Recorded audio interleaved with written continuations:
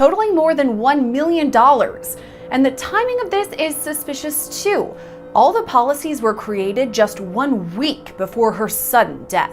What could drive someone to commit the unthinkable, murdering their own family? In this video, we'll reveal 19 of the most shocking cases as family killers face the devastating consequences of their actions. From tearful breakdowns to cold-hearted indifference, their courtroom reactions will leave you speechless. One case, David Swift, will make you question just how deep betrayal can go. Let's begin. I also told her that if she had any doubts about this, she didn't have to do it. Do you, Gabe and Tina? And she told me, she said, "Dad, this is going to be a good day. This is what I want." Will find you as husband and wife. Christina Tina Thomas began dating David Gabriel Gabe Watson while they were both studying at the University of Alabama, Birmingham in January 2001. Just a short time later, the couple became engaged and tied the knot on October 11, 2003. Around the same time, Tina obtained her diving certificate, while Gabe was already a qualified certified driver with significant experience. In fact, he had already completed an impressive 55 dives by the time he and Tina married. This home video of a happy newlywed couple packing for their honeymoon in Australia is one of the last images of Tina Watson alive. With their newfound love for diving, Gabe and Tina decided to plan a romantic getaway for their honeymoon. Their destination was the Great Barrier Reef in Australia, where they planned a diving adventure of a lifetime. Their dream was to dive into the notorious SS Yongala, a shipwreck that sank in 1911. However, a couple of details posed a challenge. Gabe had limited open ocean diving experience, while Tina had never dived in the ocean or below 9 meters. Prosecutors began the trial this week by showing jurors this photo of Tina lying lifeless on the ocean floor. As shown in this Australian police reenactment video, the prosecution... On October 22, 2004, at 10:30 p.m., Gabe and Tina embarked on a diving excursion at the site of the shipwreck. Tina soon became unconscious and sank to the bottom of the ocean. Gabe claimed he was overwhelmed by the strength of the current and the speed of Tina's descent and unable to hold on to her.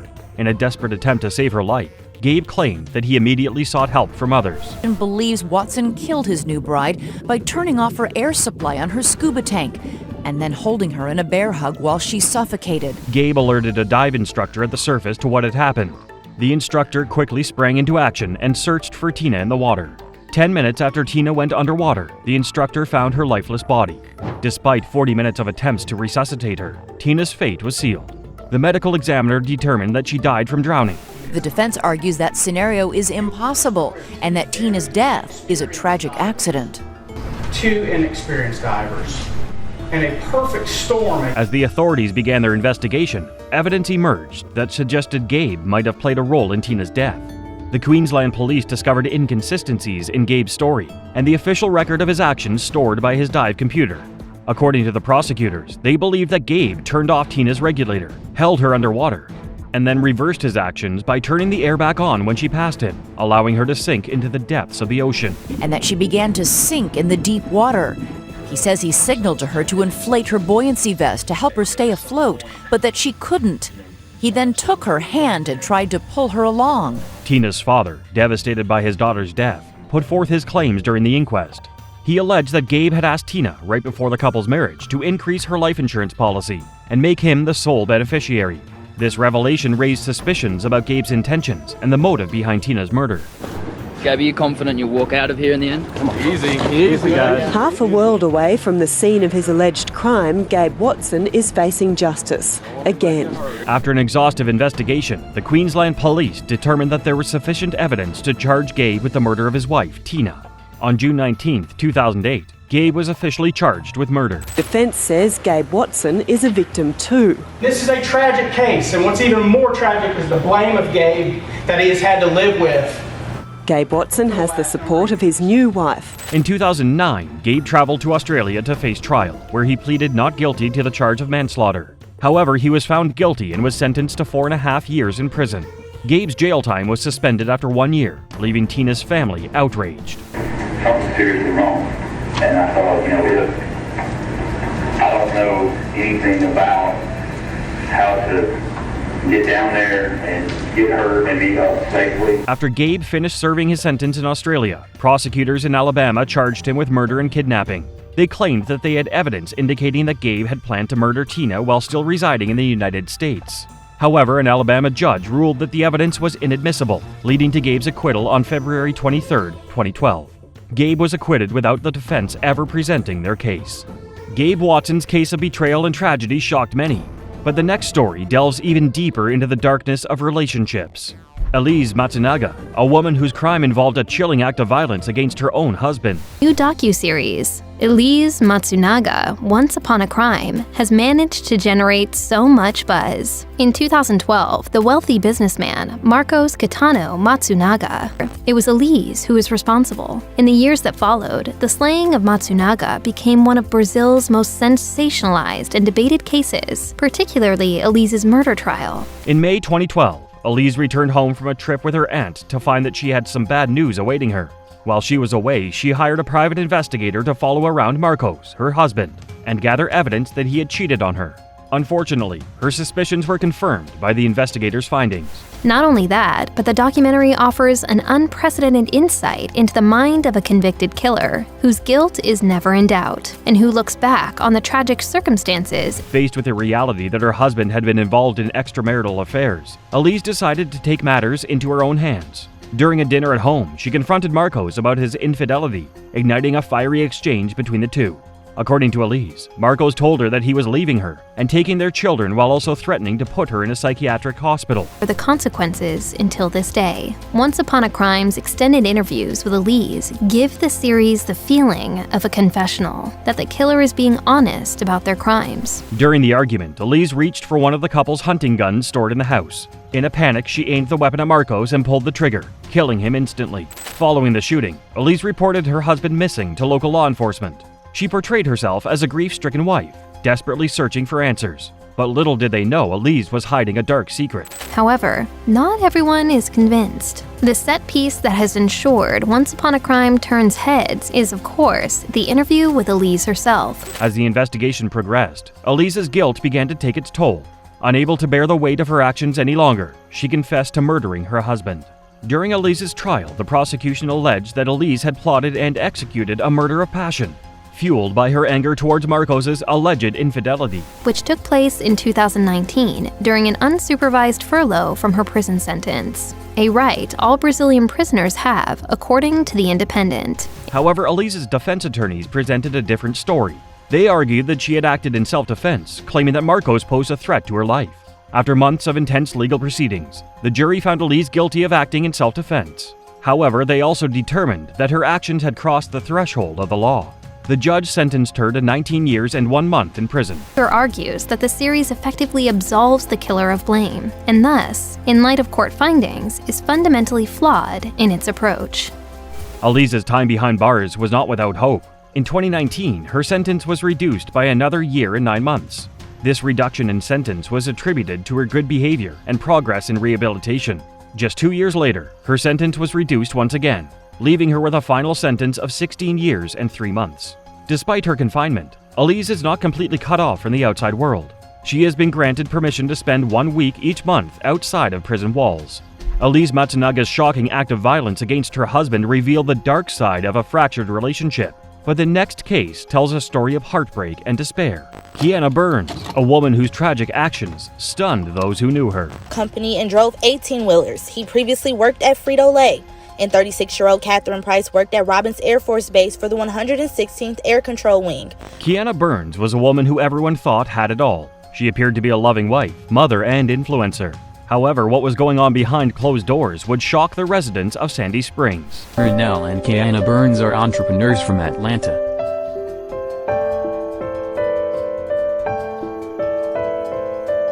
The married couple are... On November 26, 2021, the peaceful suburban town of Sandy Springs, Georgia, was shaken to its core when 2 gunshots echoed through a quiet neighborhood.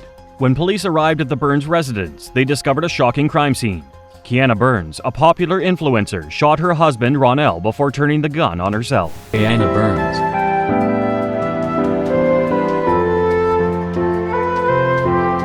Kiana Burns is an insurance agent and owner of Critique Designs Beauty and Barber. In the weeks before the tragic incident, there were signs that trouble was brewing in the Burns marriage. Just 2 weeks before the shooting, Kiana shocked her followers by taking to Facebook Live to address significant changes in her life. With over 16,000 followers on Instagram and nearly 5,000 Facebook friends, Kiana's fans wondered what was going on in her marriage. Inspirational quotes and preaches motivation to her followers.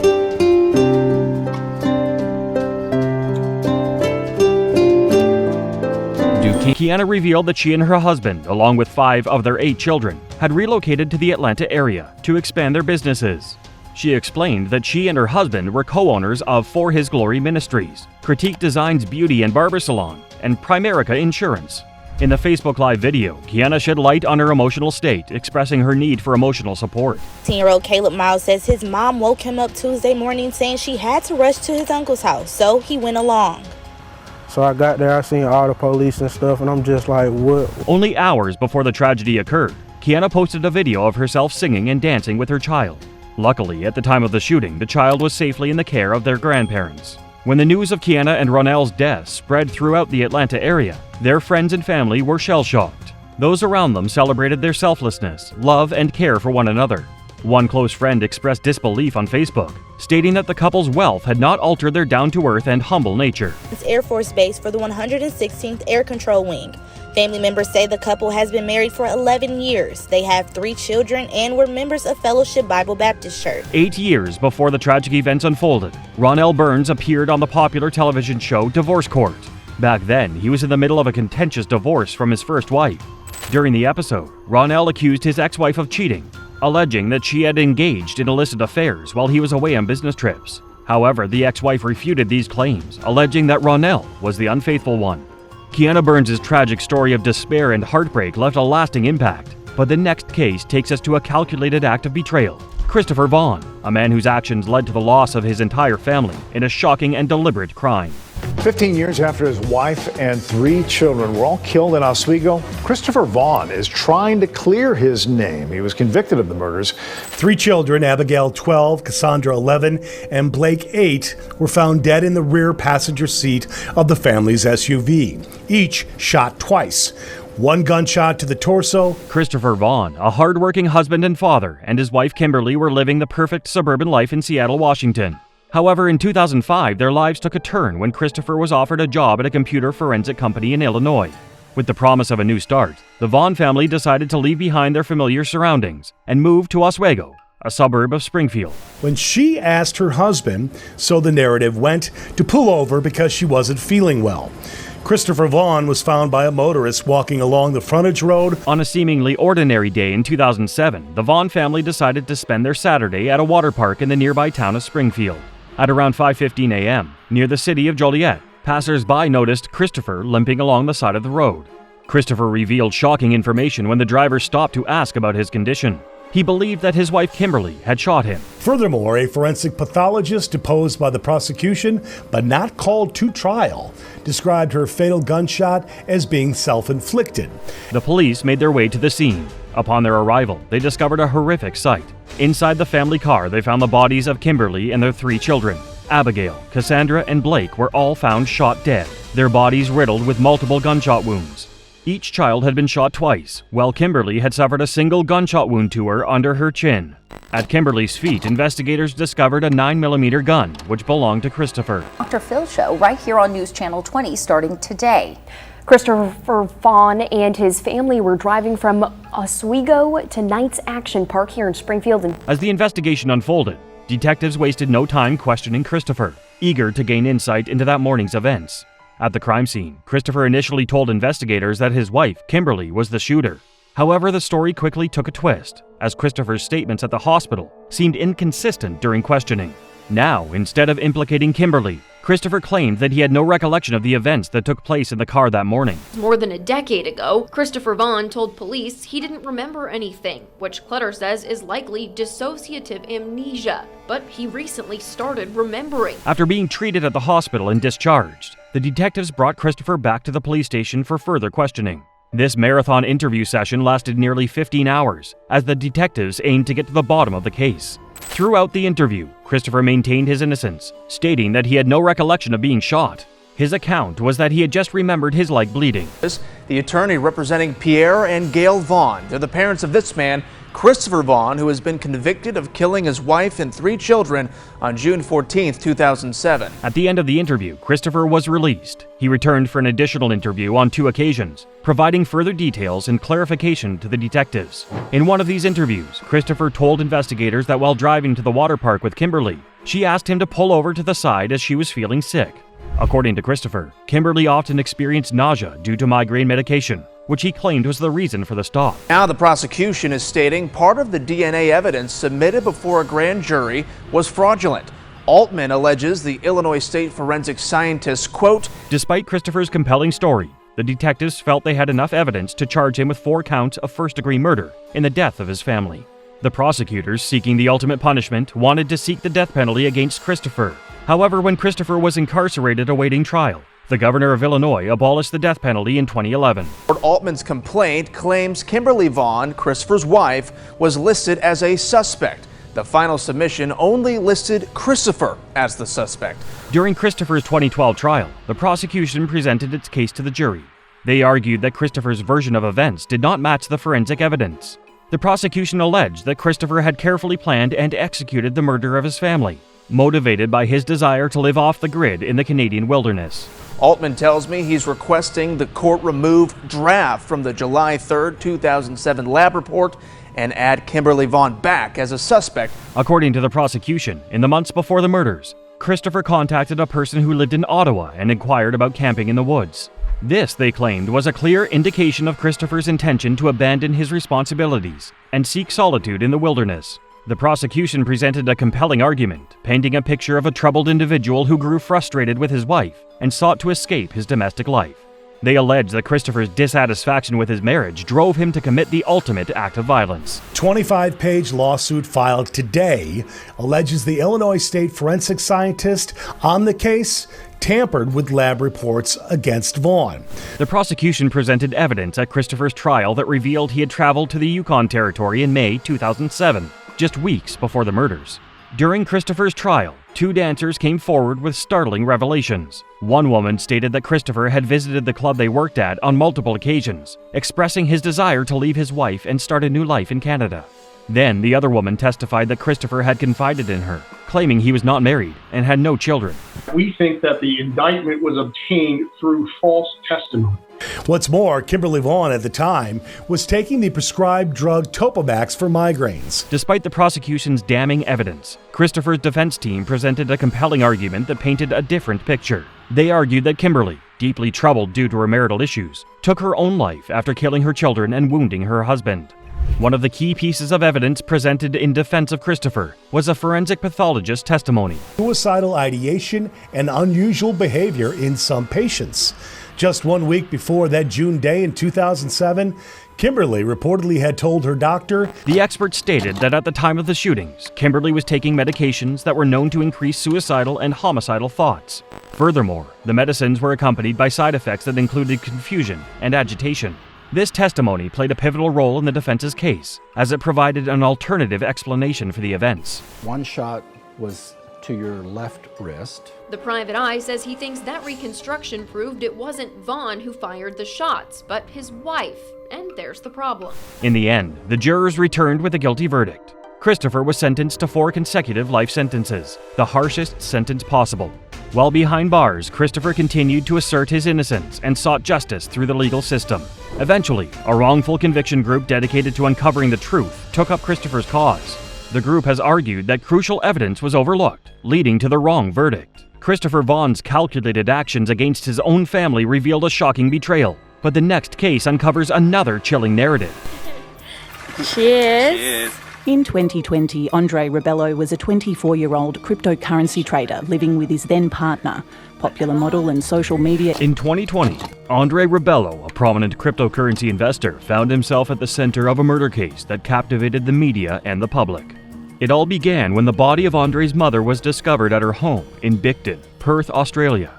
The circumstances surrounding her death raised numerous questions, and Andre found himself facing multiple charges, including murder. 4 fraud charges, which related to instances where he tried to recover the insurance money, including forging his mother's last will and testament. During the trial, which took place in November 2024, the prosecution presented a compelling argument suggesting that Andre's motive for the murder was not as innocent as he had claimed. They alleged that the real reason he was at his mother's house on April 25, 2020, several hours before her body was found, was to carry out a sinister deed. According to the prosecution, Andre intended to take advantage of his mother's life insurance policy and reap the financial benefits. To support this claim, the prosecution presented evidence that Andre had led an expensive lifestyle, which required him to keep up appearances on social media. They argued that Andre's need for financial backing led him to commit the heinous crime. Andre, for his part, admitted to fraud charges related to his efforts to claim insurance, but vehemently denied the charge of murder. Andre claimed that he and his mother were discussing life insurance on the morning she was tragically killed. According to Andre, this conversation was merely a hypothetical scenario, and there was no intention to defraud anyone. As the trial progressed, the courtroom was witness to a clash of narratives and conflicting evidence. The prosecution painted a picture of a cunning and calculating son who murdered his own mother to secure his financial future. On the other hand, Andre's defense team argued that their client was innocent and was simply in the wrong place at the wrong time. Instagram star and model Gracie Piscopo broke his silence after being accused of his partner mother, Andre Rebello, was. However, the prosecutor argued that the case was not as simple as it appeared. According to the prosecution, the sole motive for Andre's visit to his mother's home on April 25th was to take her life. They presented evidence to back up this claim, including testimony from Grace Piscopo, a social media influencer who had been in a relationship with Andre in 2020 when he was arrested. Was detained after his mother was found in a Perth house in 2020. Watch the video above. Detectives talk about Andre Rebello's. But before Grace took the witness stand, the prosecution presented crucial evidence in the form of cell phone records from Andre's phone. These records show that Grace attempted to contact Andre over 10 times between 11:10 a.m. and 11:35 a.m., sending several texts and begging him to answer his phone. The prosecution alleged that this was the time when Andre killed his mother. However, Grace testified that Andre typically left his phone on silent, which frustrated her when she couldn't reach him. Cryptocurrency trader living with his then partner, popular model and social media influencer Grace Piscopo, and their 18-month-old child. During cross-examination, Grace rejected the prosecutor's allegation that she was trying to protect Andre. She maintained that she had reached out to him because she genuinely cared about his well-being. However, the prosecution argued that her desperate attempts to reach Andre backed up her claims that he was involved in his mother's murder. Andre's fate hangs in the balance as the trial winds to a close. The reaction to Rebello's situation has been a mix of shock and disbelief. Many are struggling to understand how someone who seemingly has it all could be involved in such a heinous crime. To the public, the mere fact that a person with so much going for them could allegedly commit such a heinous act has left many questioning the very nature of humanity. Media coverage of the case has also played a role in shaping the public's perception of Andre Rebello, as the constant coverage of the investigation contributed to the dissemination of information and fueled the public's curiosity. This constant exposure has created a strong emotional response as people try to make sense of the situation. Andre Rebello's alleged murder of his mother shocked Australia. However, Nathaniel Huey Jr.'s case is nothing short of heinous, one that will leave you questioning the depths of human depravity. It started here on this Romeoville block September 17th, 2023, as a wellness check. Alberto Rolone, Zoraida Bartolome, their two boys, ages 7 and 9, lived in the home. In September 2023, a tragic incident unfolded. Nathaniel Huey Jr., a 26-year-old individual, lost his life in a car crash during a high-speed police chase. What made this pursuit even more tragic was the fact that Huey Jr. was the prime suspect in a triple murder that had shaken the community. The victims, Zoraida Bartolome, Alberto Roland, and their two sons, Adriel and Diego, along with their two dogs, were all senselessly killed. In the aftermath of these heinous crimes, loved ones of the victims set up a GoFundMe page to express their grief and pay tribute to the lost souls. Well-being check, but they were all dead. Zoraida Bartolome, Alberto Rolone, and their two young sons, Adriel and Diego. Zoraida and Alberto were described as hardworking people who dedicated their lives to providing for their families. Their sons, Adriel and Diego, were described as the sweetest and most innocent angels who could hug anyone's worries away. The page expressed that the world would be much darker without these four. Palomo and her fiancé, Nathaniel Huey Jr. Police say to extinguish a love affair between Huey and the married Bartolome.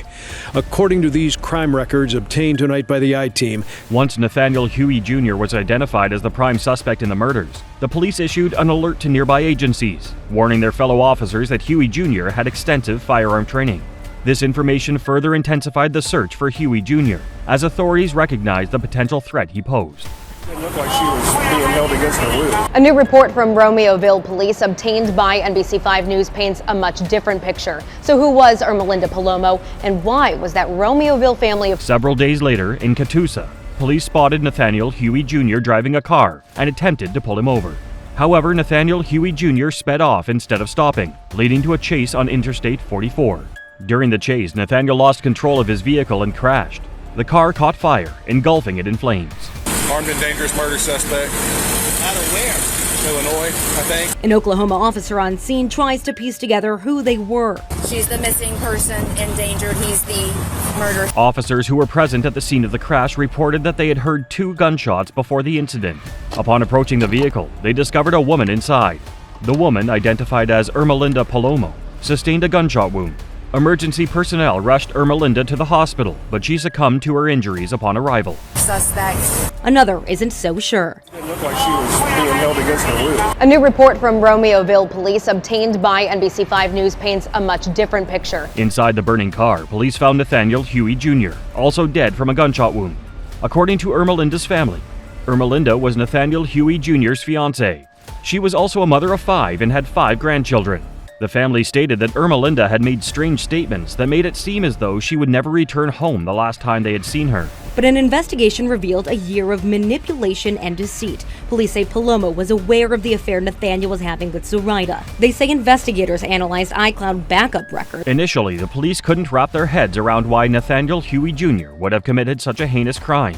Why would a seemingly normal man decide to commit such a horrific crime? But as time passed, a shocking revelation that would change everything came to light. Carlson found Palomo created multiple fake online profiles and phone numbers to communicate with Huey. He thought he was talking to members of a Mexican cartel that had ties to Palomo. In October 2024, a report surfaced that Nathaniel Huey Jr. had been having an affair with his coworker, Zoraida.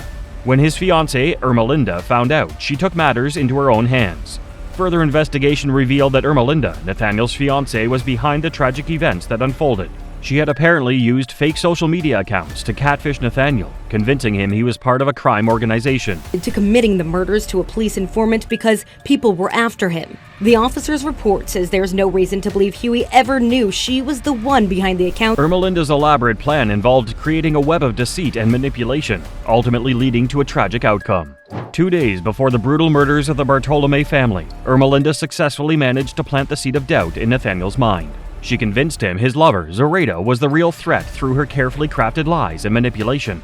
Nathaniel had no idea that it was Ermelinda playing a dangerous game behind the account. And he likely died in Oklahoma without ever knowing that truth. Romeoville's police chief says nothing can justify a senseless act of violence, and this case unfortunately does not mean closure for so many continuing to grieve. Nathaniel Huey Jr., driven by fear and paranoia, acted upon Ermelinda's twisted manipulations. On that fateful night, Ermelinda accompanied Nathaniel to the Bartolome home.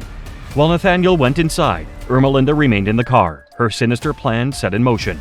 Inside the Bartolome home, Nathaniel pulled out a 9mm pistol and opened fire on the family of 4 and their 2 dogs. The deaths of Nathaniel Huey Jr. and Ermelinda Palomo, before they could be arrested and face trial for their crimes, generated a sense of outrage and relief among the victims' families. On the one hand, they were deeply upset that justice would not be served in the usual manner. However, on the other hand, they felt a sense of relief knowing that they would not be subjected to a lengthy and distressing trial. Nathaniel Huey Jr.'s violent actions left a trail of devastation, but the next case unravels a sinister betrayal. David Swift, a man whose dark secrets and calculated moves turned a seemingly normal life into a tragic tale of deception and loss. She was just a wonderful mother. She would do anything for her children. They were number one in her life. They came before anything else. On October 30th, 2011, Karen Swift, a 44-year-old woman, vanished without a trace from her home in Dyersburg, Tennessee. The disappearance of Karen set off an alarm among the authorities and sparked a massive search effort. Karen's SUV was discovered abandoned nearby with a flat tire. This sparked suspicion, as no signs of forced entry or a struggle existed. Do you feel like that it is likely that the jury, on continued deliberations, will reach a verdict? No, sir. Karen Swift's husband, David, was questioned by the authorities and offered his assistance. However, his story painted a troubling picture of their marriage. According to David, He and Karen initially married in 1989. They had 2 sons together, but the marriage ended in divorce after David admitted to having an affair.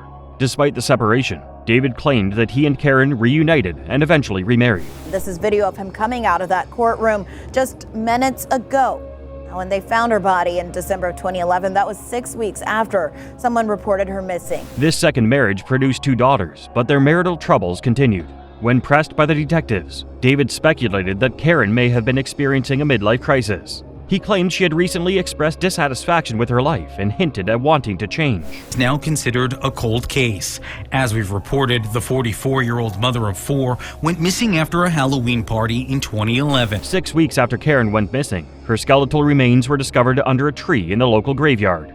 The forensic examination revealed she had died from blunt force trauma to the head. Karen's manner of death was ruled a homicide, triggering a desperate search for answers. Now, talking to people off camera, they've remained quiet, wanting to keep Karen Swift's memory alive. Now, despite this new information in this autopsy report, many people say this is a tragic story. The detectives focused their attention on Karen's husband, David Swift. They speculated that he killed her because she wanted to leave him again, but lacked sufficient evidence to implicate him in the crime.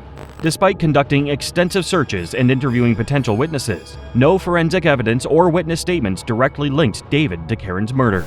To this day, it's unclear if she was sexually assaulted.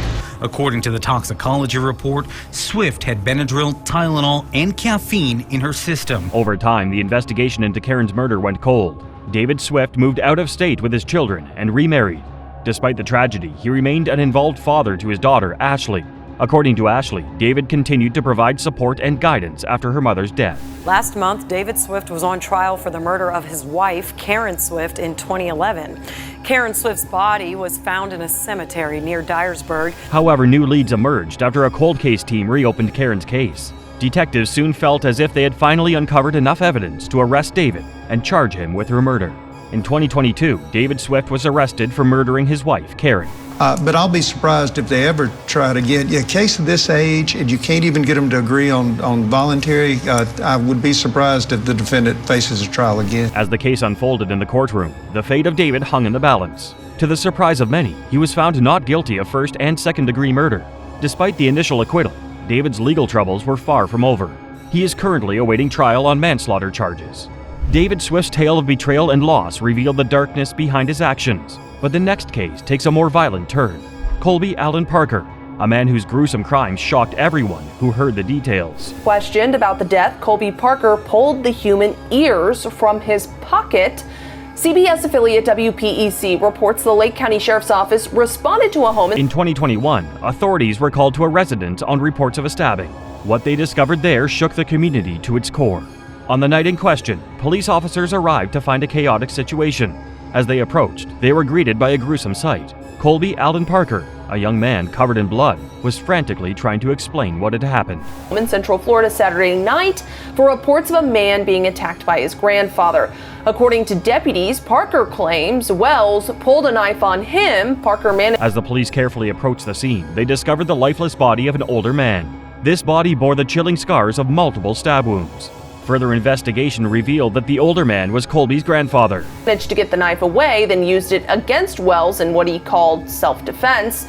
Investigators say Parker admitted to cutting his grandfather multiple times. While officers were examining the grandfather, another officer approached Colby for questioning. According to Colby, the tragic events that unfolded that night started when his grandfather attempted to hurt him. However, Colby managed to seize control of the situation and fatally stabbed his grandfather in the heart.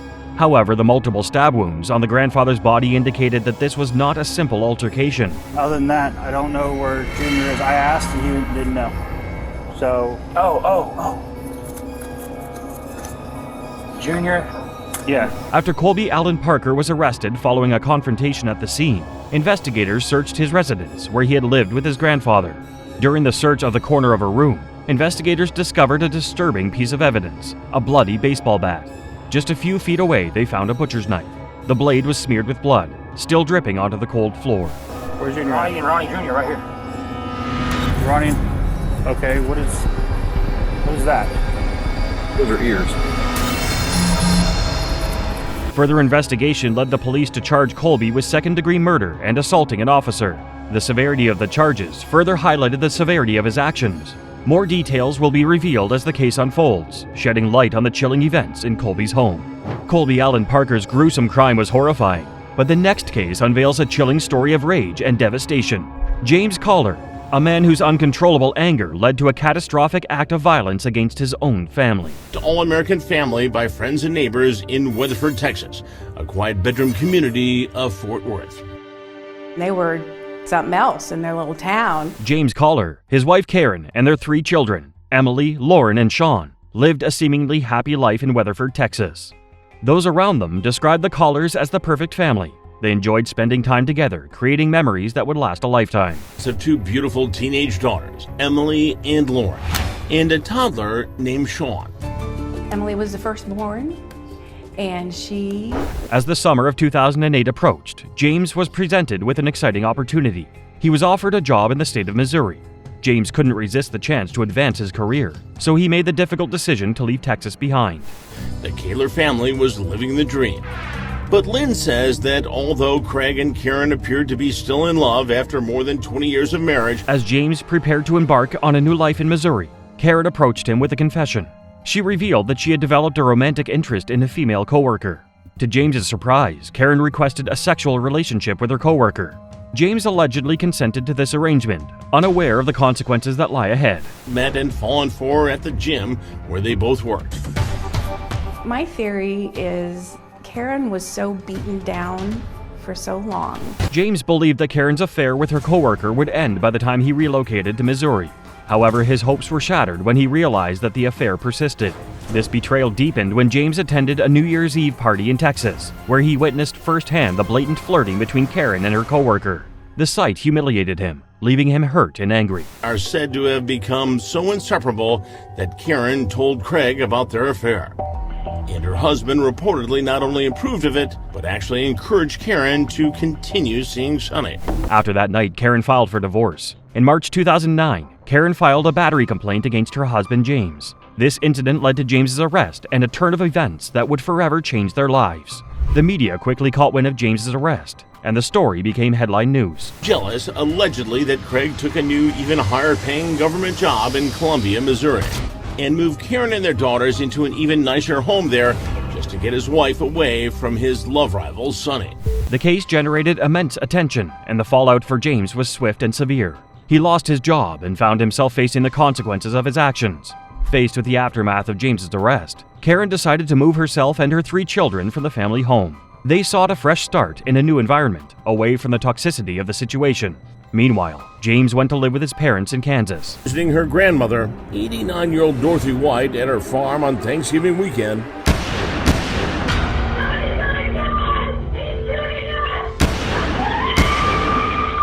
During this time, James made it his mission to win Karen back. He worked tirelessly to repair the damage he had done, but to no avail. Frustrated and desperate, James decided to take drastic measures to humiliate Karen in public. He embarked on a campaign to destroy her public image and invade her privacy. James sought to expose Karen's secret and tarnish her reputation by hacking into her computer. The grandmother calls her emergency alert service, saying a gunman has just burst into her home, firing at anything that moved. On November 29, 2009, Karen, Emily, Lauren, and Sean made the fateful decision to visit Karen's grandmother, Dorothy White, at her house in Burlingame, Kansas. At around the same time, James Collar, armed with a deadly weapon, drove from Meridian to Burlingame. His destination? Dorothy White's home. The alarmed operator can hear gunfire in the background.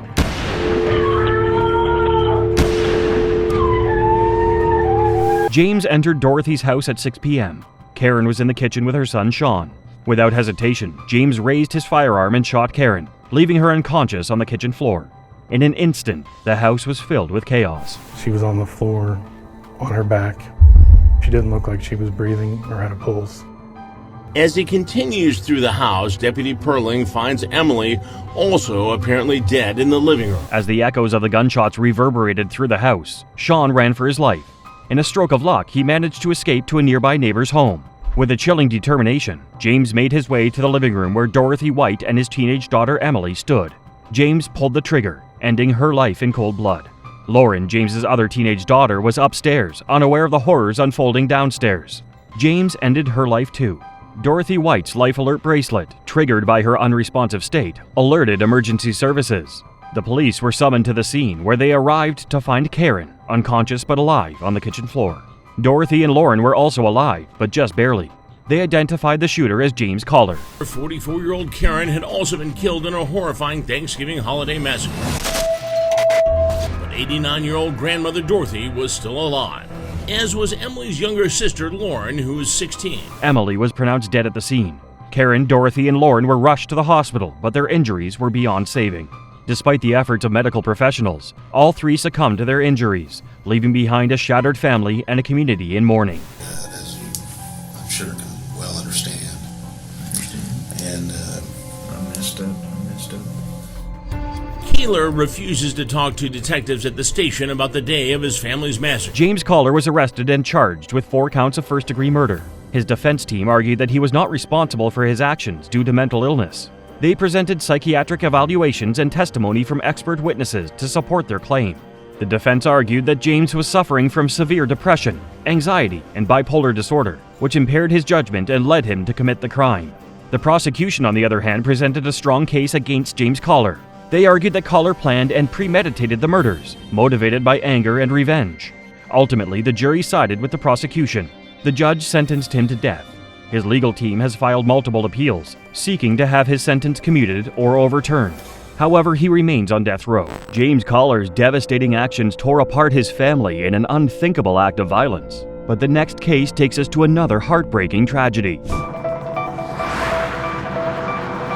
A 2-week-old is not in her sleeper. Her passy is on the floor. A mother's desperate 911 call from inside this Georgia home, 40 miles southeast of Atlanta. She's not in her sleeper. She's not here. I've looked everywhere. In October 2017, the small town of Newton County, Georgia was rocked by the tragic disappearance of 2-week-old Kalia McNab. Kalia, who had been born prematurely on September 23rd and weighed only 5 pounds at birth, was reported missing on the morning of October 7th when her mother, Courtney Bell, called the Newton County Police Department to report her infant daughter missing from their trailer. This incident sent shockwaves through the community, as Kalia's disappearance quickly became a cause for concern. 15-day-old Kalia McNab, home just days ago from the hospital, is missing. The 911 operator keeps Kalia's mother, Courtney Bell, on the phone. The search for Kalia was intensified. With the help of local volunteers, law enforcement, and canine units, authorities conducted an extensive search around the area where the family lived.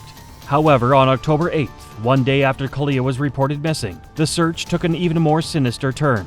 Search teams, who were diligently combing through the trailer park where the family resided, stumbled upon a shocking and tragic discovery. Kalia's body, wrapped in blue cloth and placed under a log in a wooded area just a quarter mile away from her home, was found. But I want my kid back, man. That's my child, man. I want my kid, man. The next morning, in this wooded area adjacent to the family's mobile home park, searchers make a heartbreaking discovery. As the investigation continued, authorities swiftly zeroed in on Christopher McNab, Kalia's father, as the primary suspect in the case. On October 17th, he was formally charged with a slew of offenses related to Kalia's death, including malice murder, felony murder, and concealing a death. Several months later, on January 1st, 2018, Courtney Bell, Kalia's mother, was also charged in the case.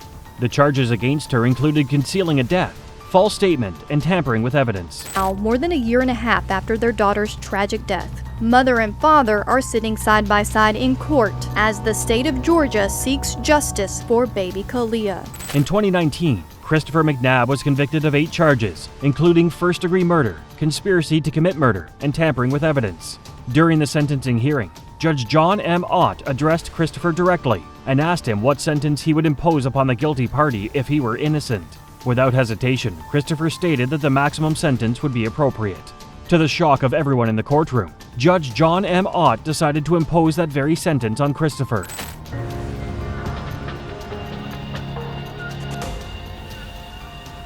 Then, 3 months after the murder, Kalia's mother, Courtney Bell. Courtney Bell was also found guilty in relation to Kalia's death. While pleading guilty to the murder charge, Courtney acknowledged her substance addiction as a sickness and expressed her love for her babies. However, her remorseful words did little to mitigate her crime severity. Is also in front of a judge answering for her alleged role in Kalia's death. During her sentencing hearing, Courtney Bell expressed her regret and remorse for her actions. She claimed that she did her best to be a good mother despite her struggles with substance addiction. In 2023, the Georgia Supreme Court overturned Courtney's conviction, ruling that there was not enough evidence to support the jury's verdict. Count 1, murder in the second degree.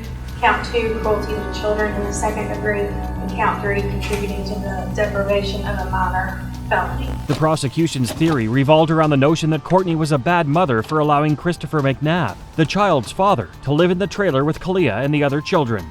They argued that Courtney's actions contributed to the neglectful environment that led to Kalia's passing. However, Courtney's attorneys refuted these claims, arguing that there was no evidence linking Courtney's conduct to her daughter's death. What kind of drugs did you use? Weed.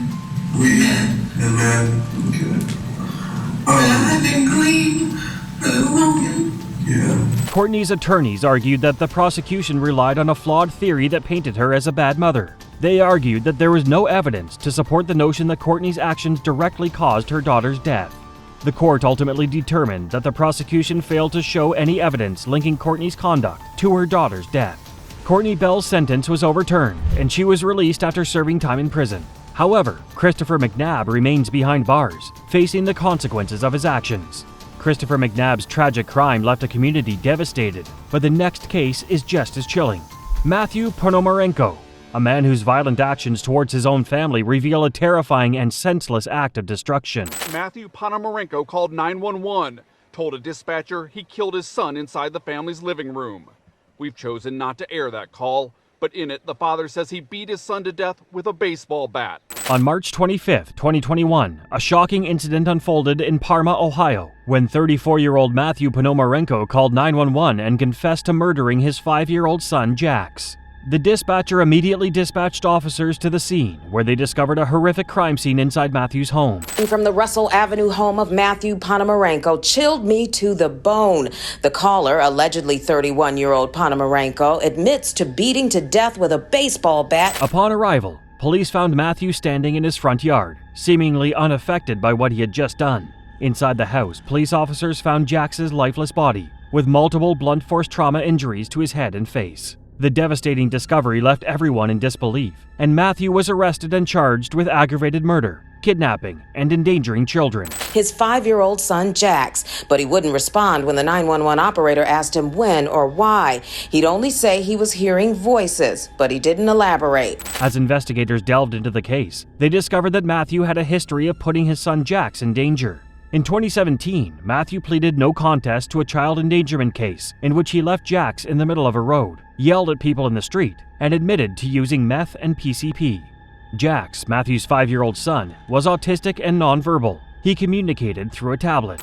In 2019, Cuyahoga County conducted an investigation into, quote, parenting issues with the Pomarenos, but that case was subsequently closed. After Jax's lifeless body was found in their home, investigators began their search for answers. What they found was shocking: evidence of mistreatment and torture.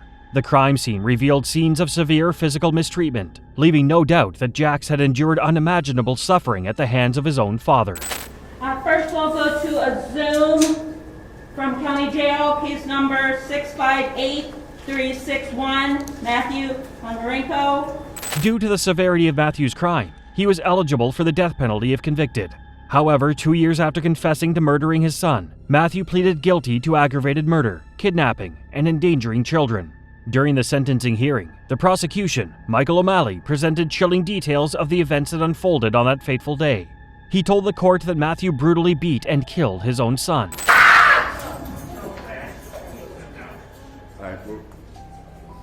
I'm standing! All right, we're going to take a break. Deputy, take him into the holding cell, please. Matthew also had the opportunity to address the court, and his words left a mark on all who listened.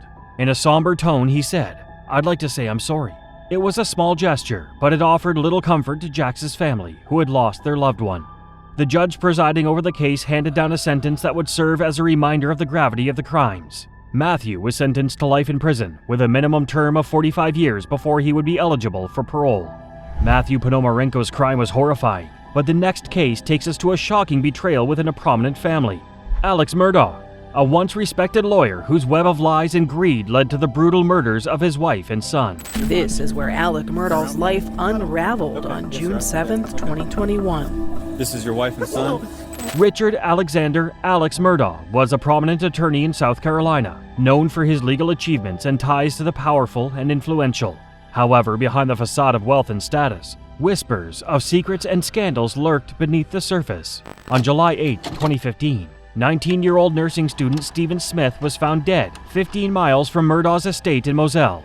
His death was initially ruled a hit and run, but suspicions soon arose. As an openly gay man in a small southern town, Stephen's case quickly became the talk of the community. The investigation revealed no answers as to what happened and who was responsible. It was an extremely tragic loss for his family. As the investigation progressed, rumors began to circulate that Stephen had been in a romantic relationship with Buster, the older son of the Murdaugh family.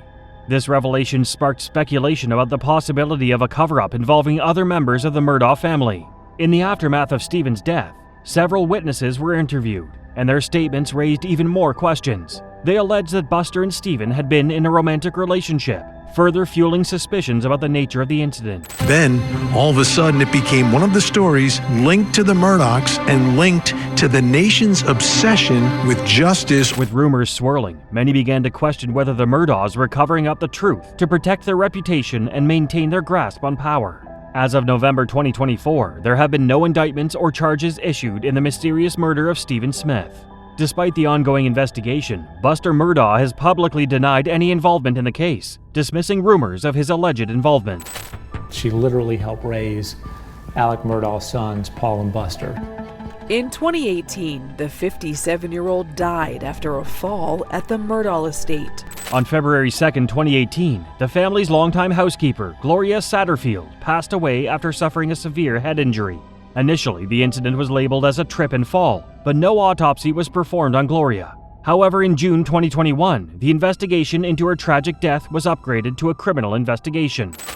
It was kind of a sad, touching moment when you see Mallory and her boyfriend. I think it's the last moment that anybody captured an image of her alive. The youngest of the Murdaugh boys, Paul Murdaugh, found himself in hot water in February 2019.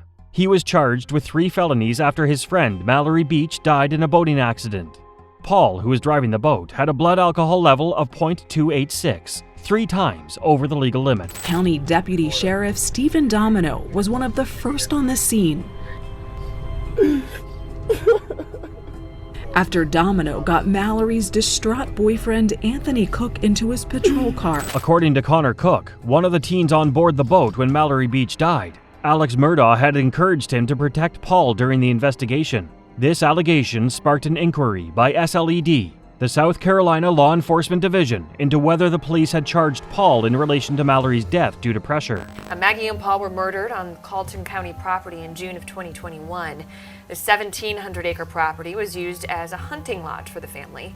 However, despite all the legal troubles that the Murdaugh family might have encountered, they're nothing compared to what happened on June 7, 2021. At 10:06 p.m., Alex Murdaugh called 911 from his cell, reporting that he had found his 22-year-old son Paul and 52-year-old wife Maggie near the dog kennels at the Murdaugh family hunting lodge in Islandton. Investigators interviewed Murdaugh in a patrol car. My boy over there, I could see it was.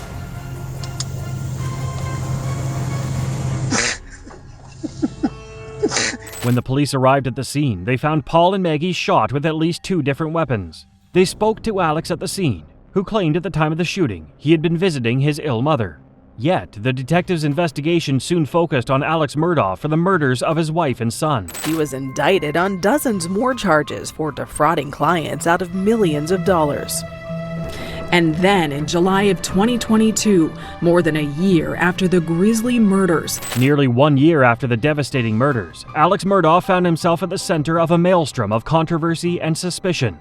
The prosecution put forth a compelling argument, claiming Alex's motive for committing these heinous crimes was to distract from the various financial crimes that were about to come to light.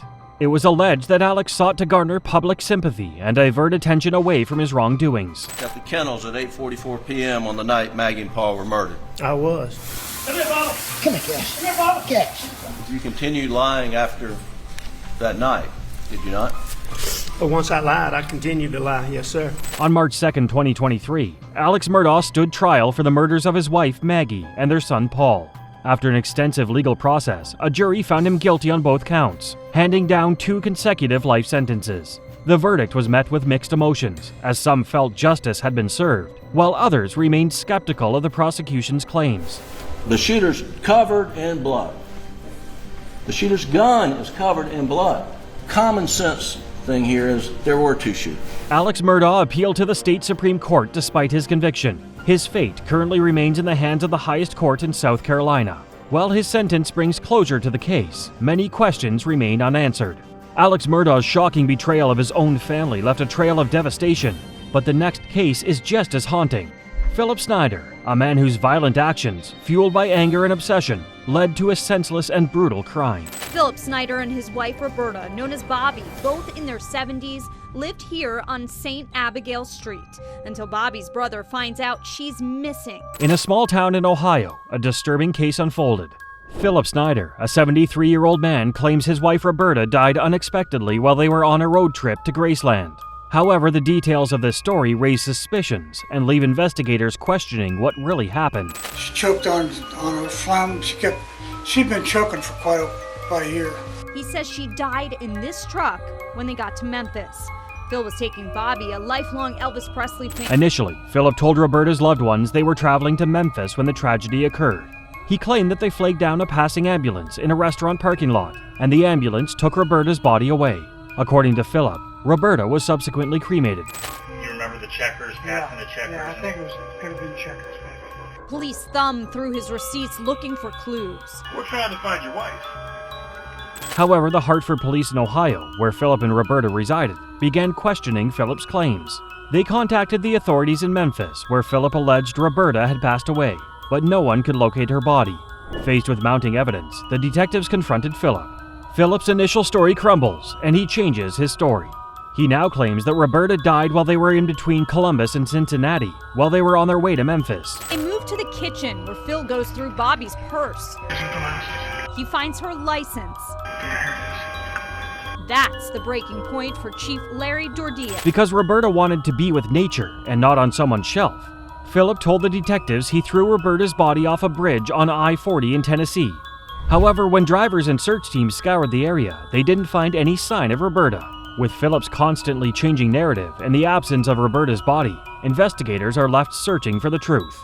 They work tirelessly to piece together the events leading up to Roberta's disappearance and death. Oh my goodness, I feel so bad. Okay, so I feel so bad.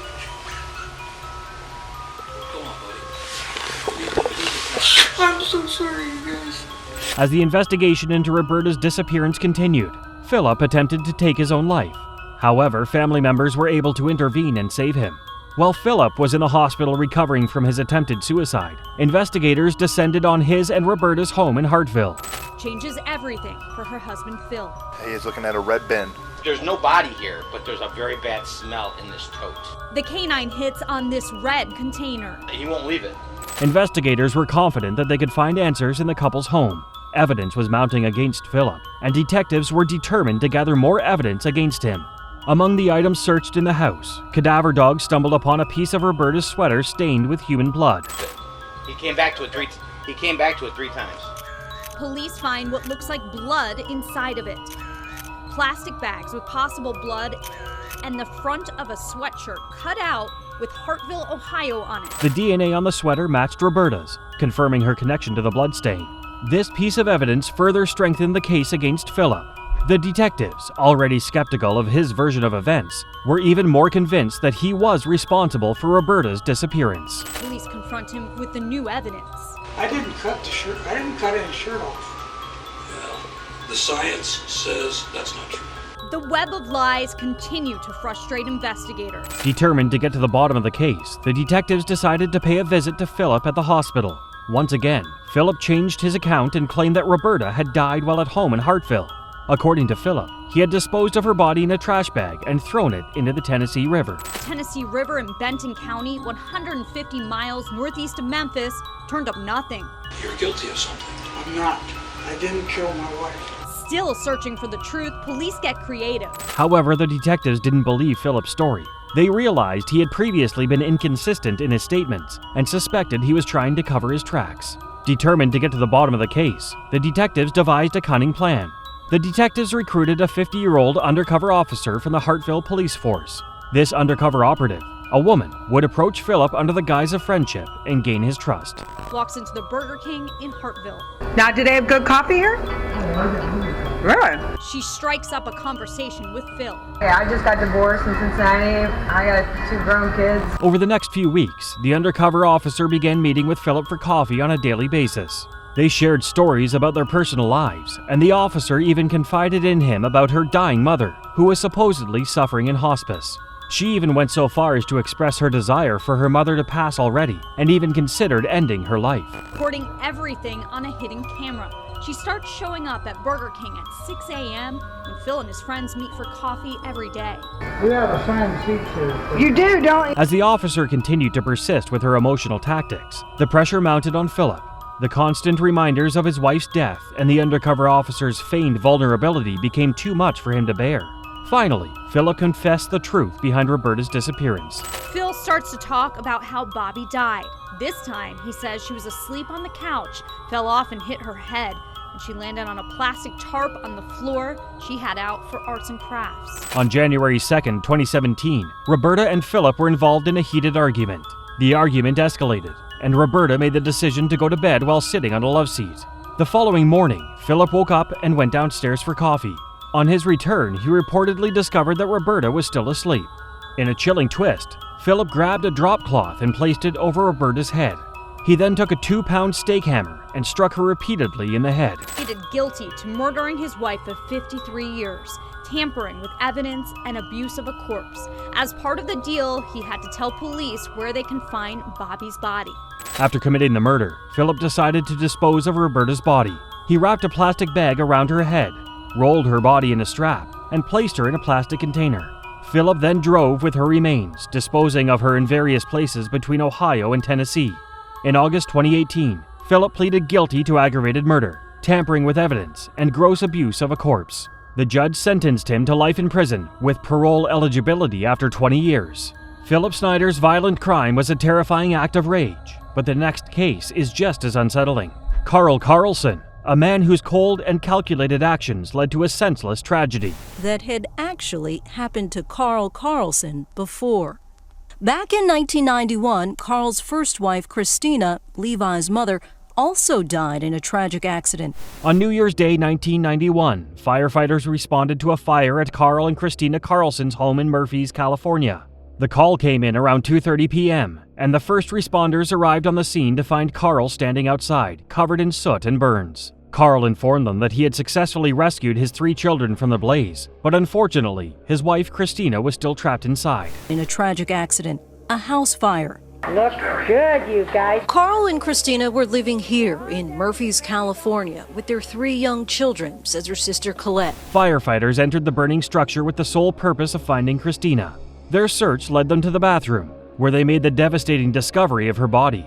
Christina had been tragically trapped in the bathroom, unable to escape the flames that had engulfed the room.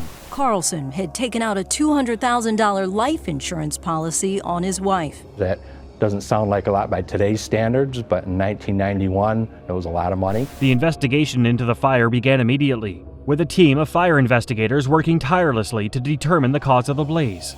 Their initial findings pointed towards a fire that had originated outside the bathroom, where Christina had been bathing, and Carl was working in the garage. This theory led investigators to believe Christina had been unaware and helpless in the face of the fire's relentless advance. When I found out that it was boarded, I just was in shock. Carlson told investigators the pane had broken, so he temporarily covered the window to keep the cold out. However, there were several things at the scene that raised suspicion.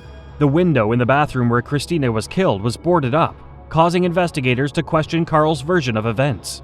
Carl offered an explanation for the missing window pane. He claimed that they could not afford to put in a pane.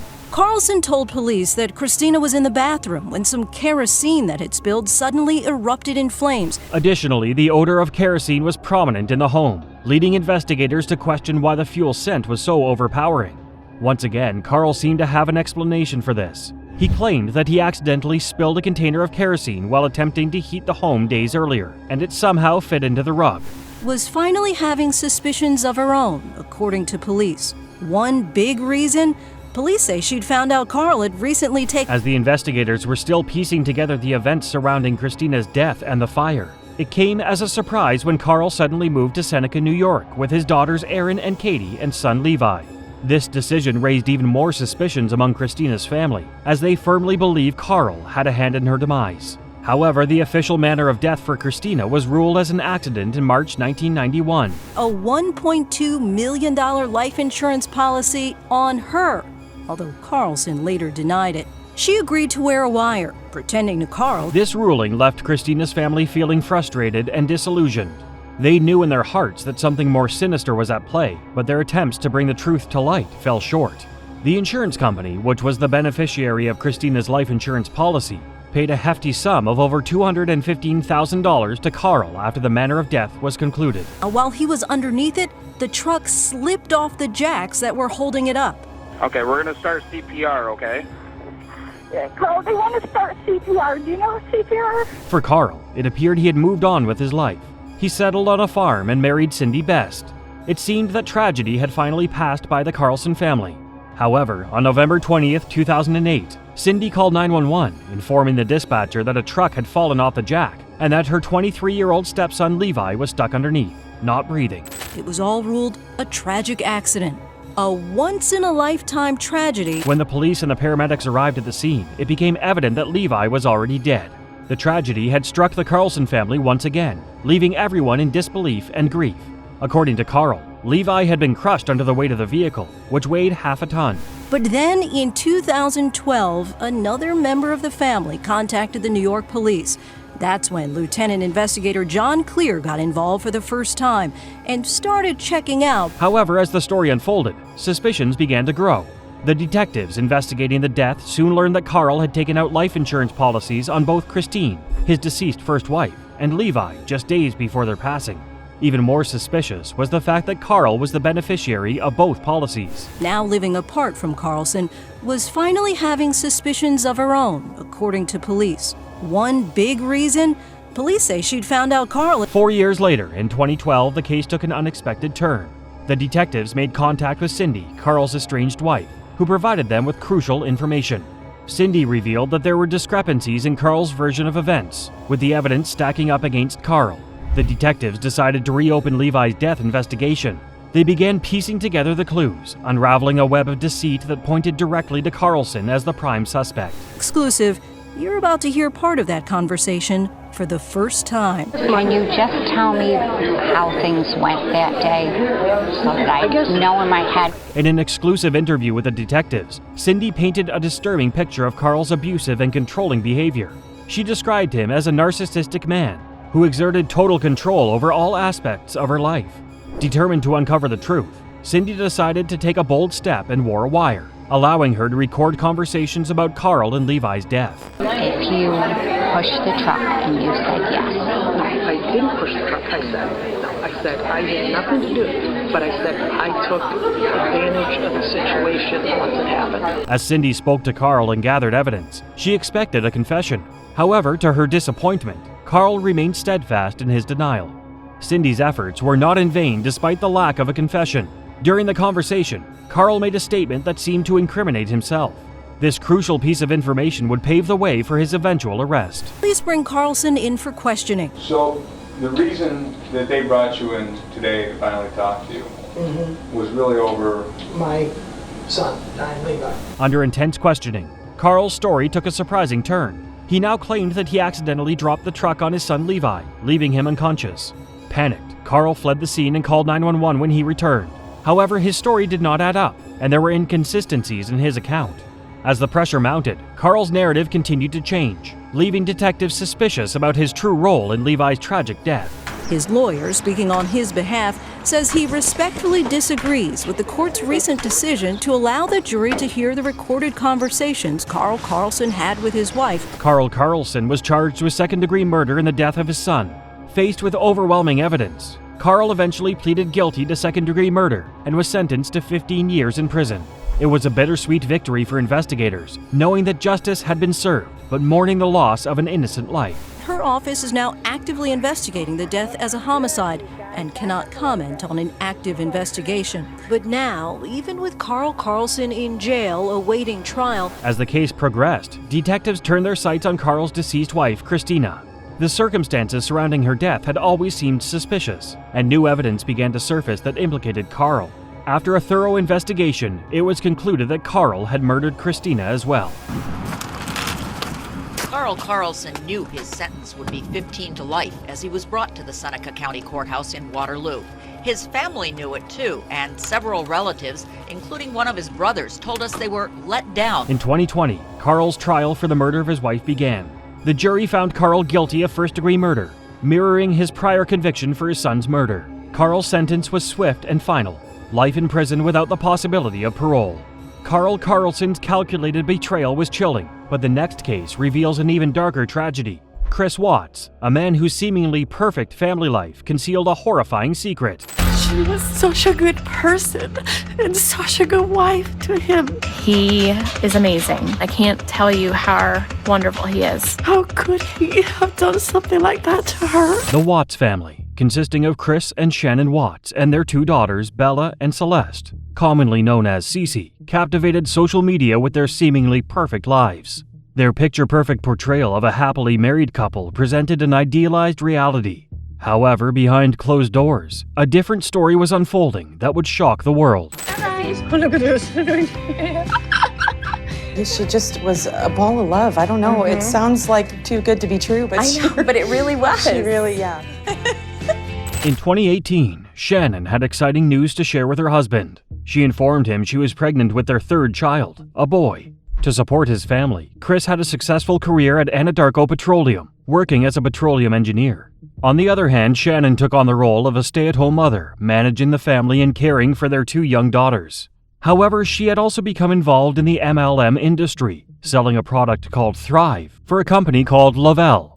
That is what a really good friend does. A really good friend knows something's wrong and does that. She got there and there was no answer, so I texted Chris. On August 13, 2018, the world was shaken by the tragic disappearance of Shannon Watts and her daughters Bella and Cece. In the hours following Shannon's disappearance, Chris acted unemotionally, not worried, and lackadaisical. He seemed unaffected by the situation, leading many to believe he had something to hide. This lack of concern and urgency raised suspicions and fueled speculation among investigators and family members. This is him at 517. We can see the garage door open. There's some kind of movement that can be seen. I'll be on the side and get everything back in. However, things started to change when Chris's neighbor approached the police with security camera footage, showing Chris leaving and re-entering his house and car several times the night before. The footage raised suspicions as it seemed to contradict Chris's claims that he had spent the entire evening at work. Watching his reaction when everybody is watching this and then turn and look at him, his demeanor changes almost immediately. Upon viewing the security camera footage, Chris became visibly nervous. The calm and unbothered demeanor he had maintained up until that point vanished. Instead, he displayed signs of nervousness, fidgeting, and stammering while answering questions from the police. Police looking for a pregnant Frederick woman and her two children who have seemingly vanished without a trace. Denver 7's Thomas Hoppe spoke with the woman's husband. Did you guys get into an argument before she left? When the detectives investigating Shannon, Bella, and Cece's disappearance questioned Chris Watts, he said he was unaware of their whereabouts. In a heartfelt plea to the media outlets, Chris begged for Shannon and the girls to come home. However, 2 days after their families were reported missing, Chris failed a polygraph examination regarding his wife and daughter's disappearance. To make them vanish. You have not shed one tear in 2 days that you've been here. Not one. After speaking with his father, Chris confessed to the detectives that his wife, Shannon, had killed their daughters in a fit of rage. According to Chris, he had killed Shannon in a fit of anger because he was so upset. However, it later came to light that Chris actually murdered Shannon in cold blood before smothering his two daughters, Bella and Cece. Chris then proceeded to dispose of all three bodies by driving them to his worksite and leaving them in crude oil vats. This act not only demonstrated a disregard for human life, but also revealed a chilling level of planning and premeditation. From father and husband to triple murder suspect. Arrested overnight, Chris Watts is accused of killing his pregnant wife Shanann and their two daughters. On August 21, 2018, Chris Watts was arrested and charged with 3 counts of first-degree murder and a slew of other charges.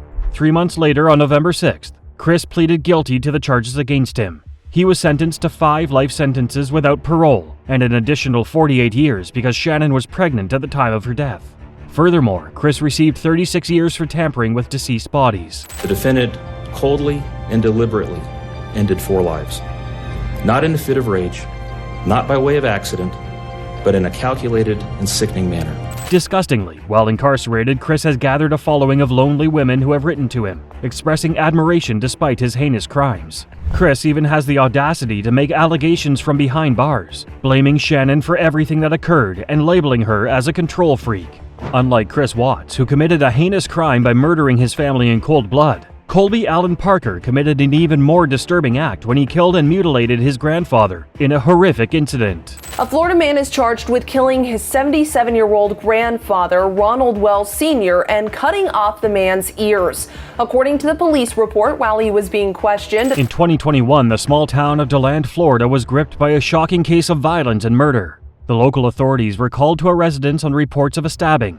When police officers arrived on the scene, they were met with a gruesome sight. Colby Allen Parker, a young man covered in blood, was frantically trying to explain what had happened. Nearby lay the body of an older man with multiple stab wounds evident on his body. About the death, Colby Parker pulled the human ears from his pocket. CBS affiliate WPEC reports the Lake County Sheriff's Office responded to a home in Central Florida. Colby informed the officers that the person lying nearby was his grandfather. As the officers examined the grandfather's body, they noticed stab wounds all over it. This disturbing discovery raised even more questions. While officers were examining the grandfather, another officer approached Colby for questioning. According to Colby, his grandfather had attempted to hurt him, but he managed to wrestle away the knife and fatally stab his grandfather in the heart. Saturday night for reports of a man being attacked by his grandfather. According to deputies, Parker claims Wells pulled a knife on him. The most shocking revelation of the case came when Colby pulled a pair of severed human ears from his pockets. These ears, it later turned out, belonged to his grandfather. Colby had gruesomely cut off the ears of his deceased grandfather after killing him. Managed to get the knife away, then used it against Wells in what he called self-defense. Investigators say Parker admitted to cutting his grandfather multiple times. During the investigation, Colby tried to steal a gun from an officer. Additionally, he also attempted to grab a taser, further illustrating his violent behavior. The altercation escalated, and the officers found themselves in a life-or-death struggle. Despite the deployment of a taser, Colby's aggression remained determined. The butcher's knife also hitting him multiple times with a baseball bat, and they say he also admitted to cutting Wells' ears off and stated he wanted his grandfather to be with his dead grandmother. As the investigation unfolded, investigators uncovered a disturbing scene within Colby's home. In the main bedroom, they discovered an apron with the words "The Family Butcher" emblazoned on it. Attached to the apron were 2 fake plastic human ears, an eerie discovery. Moving deeper into Colby's living space, investigators stumbled upon a chilling sight. A bloody baseball bat and butcher's knife lay nearby, with blood dripping from the blade. The sight sent shivers down their spines. Oh. Junior? Yeah. Where's Junior? Ronnie Jr. right here. Ronnie? Okay, what is that? Those are ears. Based on the evidence gathered, Colby was charged with second-degree murder and assaulting an officer. His bail was denied, ensuring he remained behind bars until his trial. During interviews with investigators, Colby shockingly confessed the truth behind his crimes. He claimed that his grandfather's death was not a random act of violence, but rather a calculated act. Colby's motive was to reunite his grandfather with his deceased grandmother, which he felt was the only way to achieve closure. Colby Allen Parker's chilling crime was a devastating act of violence, but the next case is just as unsettling. Joshua Amberie, a man whose brutal actions were driven by rage, leaving a victim's life shattered. Skyview 12 shows us the home where Melissa Amberie was stabbed. Now we'll pan over to the house where a neighbor says he spotted that suspect, Joshua Amberie, on his back patio. A 39-year-old man named Joshua Amberie was arrested in Claremont County, Ohio in November 2022 after allegedly stabbing his mother, 58-year-old Melissa Amberie, several times. The tragic incident unfolded at the Amberie home in Miami Township, where police found Melissa in the basement. Due to the severity of the injuries she sustained, authorities were forced to airlift her by helicopter to the University of Cincinnati Medical Center. However, despite the best efforts of medical professionals, Melissa was pronounced dead upon arriving at the hospital. That suspect, Joshua Amberie, on his back patio. That's where we pick up from a body camera on a Miami Township police officer. Police, let me see your hands. Drop the knife. At the time of the incident, Joshua was under court-imposed community control, a type of probation alternative to incarceration for a previous offense. Under community control, the defendant is given a set of conditions to avoid imprisonment. However, it appears that Joshua's compliance was lacking, as he violently attacked his own mother. Officers shouted at Amberie to drop the knife several more times while holding him at gunpoint. The officer whose body camera we're watching decides to holster his handgun, pulls out his taser. You got lethal, I got taser. When police arrived at the Amberie home, Joshua had fled the scene, leaving behind the knife he had used to stab her. Officers immediately launched a search for Joshua in the surrounding area. After an extensive search, they eventually found him on the back patio of a nearby home. You got lethal, I got taser. As we zoom in, we can see Amberie's not listening and holds the knife up in a threatening manner. Hell's coming at me. The second officer fires 2 shots. When officers arrived on the scene, they were greeted by 20-year-old Joshua, who was wielding a knife and refusing to comply with their commands. Despite the officers' repeated commands to drop the knife, Joshua continued to whirl the weapon, posing a significant threat to the safety of both himself and the responding officers. Recognizing the heightened nature of the situation, one police officer made the decision to deploy non-lethal force by using a taser. However, the taser missed Joshua, leaving him still armed with the knife. 2 shots, one of which hits Amberie in the leg. As he goes down, you can see the knife tumbling away from him in this freeze frame. Lay it! Lay down! Lay down! Lay down! With the situation continuing to escalate, a second police officer felt obligated to take action. In self-defense and to prevent further harm, they fired at Joshua, striking his leg. Joshua was tackled to the ground, immobilized by the gunshot wound. Once Joshua was subdued and on the ground, officers approached and administered immediate medical attention. They applied a tourniquet to his leg to staunch the bleeding and stabilize his condition. With Joshua's life hanging in the balance, officers called for a helicopter to transport him to a nearby hospital for medical treatment. I talked with Chief Mills about how his officers responded. When dealing with knives and pipes and things like that we are going to make an attempt to de-escalate. Joshua was taken to the hospital where he received treatment for his injury. After his release, he was placed in police custody and charged with several offenses related to the confrontation with police. The chief of the Miami Township Police Department addressed the media, calling the outcome of Joshua's arrest unfortunate. However, he emphasized that his officers were forced into the situation and were forced to make split-second decisions. Gap that we have, the safety gap, we have no other option than to use the force available to us at that time. The police chief added that one of the officers who responded to the call had contemplated leaving the department due to the psychological trauma they experienced during the encounter. In October of 2023, nearly a year after his arrest, Joshua pleaded guilty to aggravated murder and 1 count of felonious assault on a police officer in a plea deal. Were the best years of my life I had with Melissa. During those 42 years, Ted and Melissa Amberie built a beautiful life. 4 kids, 7 grandkids, and a lifetime to spend together. During the sentencing hearing, Joshua's siblings pleaded with the judge to give their now 40-year-old brother a lengthy prison sentence because of the psychological hurt they have gone through. Jacob, Joshua's brother, told Judge Haddad that he would feel relieved when this was all over and that he hoped to get justice for their mother. He picked up that knife. Today is the last day you will ever hear my voice, see my face, and look me in the eye. Powerful words from family members who vowed to cut ties with Joshua. Judge Haddad listened intently to the heartfelt pleas of Joshua's siblings and considered the profound impact of his actions on their family. He ultimately made the decision to sentence Joshua to 30 years for his mother's murder and 11 years for the assault on the police during his arrest.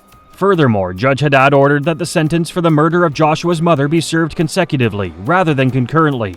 According to Judge Haddad, this decision was made to protect the public and prevent any further harm. While Joshua Amberie's act of taking his own mother's life is horrible, it pales in comparison to the unimaginable horror of Cynthia Varella's heinous crime. Police say it was one of the worst child abuse cases they've ever seen. According to investigators, Varella Casaus abused her son Amberie and beat him to death 3 years ago. In 2013, a 9-year-old boy named Anamarie Varella Casaus lost his young life at the hands of his own mother. Amarie's younger sister, who was only 5 years old at the time, witnessed the tragic events and tried to intervene, urging their mother to stop kicking and hitting him. Unfortunately, her pleas were ignored.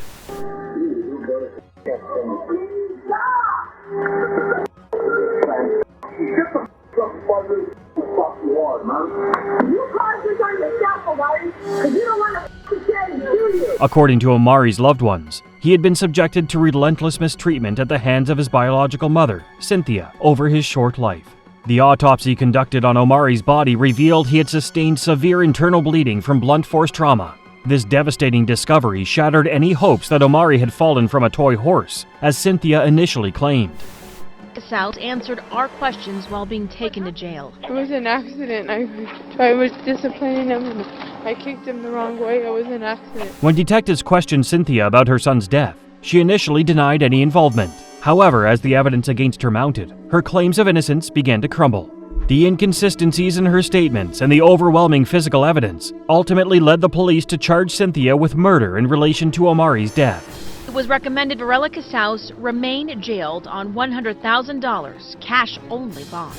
The state's concurring. We believe $100,000 cash only. In an attempt to evade justice, Cynthia tried to claim she was incompetent to stand trial. However, the judge ruled otherwise, determining that she was mentally fit to stand trial. Cynthia's husband, Amarie's stepfather, was found guilty of tampering with evidence and acting with reckless disregard for human life. He was sentenced to life in prison. Is fit to stand trial after allegedly killing her 9-year-old son, Amberie. This comes just months after her husband, Stephen Casals, was put behind bars. Astonishingly, the judge decided to give him a reduced sentence of 14.5 years, as he has already served 9 years in prison. This reduction means that the stepfather will be released in just 5 more years.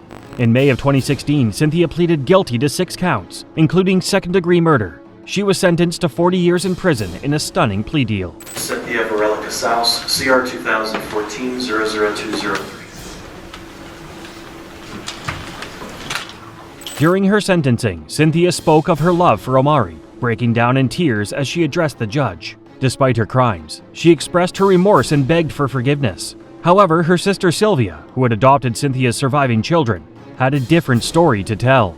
I will never understand why all this happened, Your Honor. My sister will have to live with that, what she did to her child Amberie. Sylvia addressed the court, expressing her forgiveness towards her sister. However, she made it clear that she wanted to see Cynthia face a long sentence. She shed light on the tender age of Amberie at the time of his death, emphasizing that he had dreams and goals that he would never get to fulfill. Cynthia's other children, who saw the assault on Amberie, asked Sylvia, "Auntie, can't Amberie be fixed? Can't God or the doctor fix him?" All right.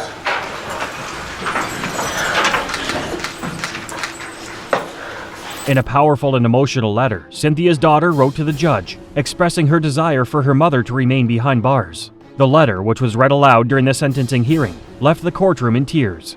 Cynthia's daughter, now 7 years old, bravely expressed her deepest fears and the nightmares that still haunt her. Her words echoed the sentiments of countless victims of domestic violence, urging the judge to keep her mother away to protect her safety and well-being. Cynthia Varella's shocking crime was a moment of unthinkable violence, but the next case is equally disturbing. Anamarie Jitani, a woman whose brutal actions towards an innocent victim reveal a chilling disregard for life. January, 40-year-old Anamarie Jitani pled guilty to the December 2013 murder of her husband, Tony.